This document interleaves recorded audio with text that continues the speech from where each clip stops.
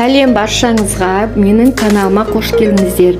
Бүгін сіздерге қазіргі хит болып жатырған алатау салатын жасап көрсетемін. Дәмі де өзі де ерекше, дастарханымыздың сәнін келтіріп тұратын салат. Ең алдымен біз осындай кептірілген шұжықты кесіп, бөліктерге бөліп алуымыз керек. Осылайша қиялап, әдемілеп кесеміз. Дәл мен сияқты кессеңіздер, салатқа ерекше сән беріп тұрады.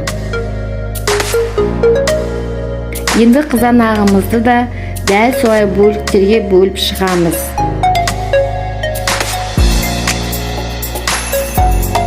Енді кезекте салат жапырақтарын осындай майда бөліктерге бөліп аламыз.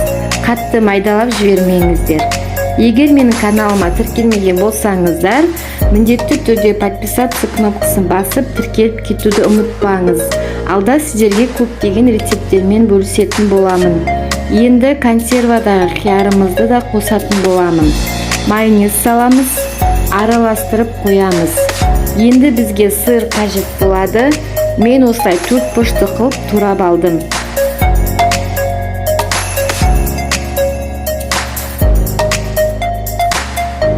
Енді чечевымызды бөліктерге бөліп ажыратып аламыз.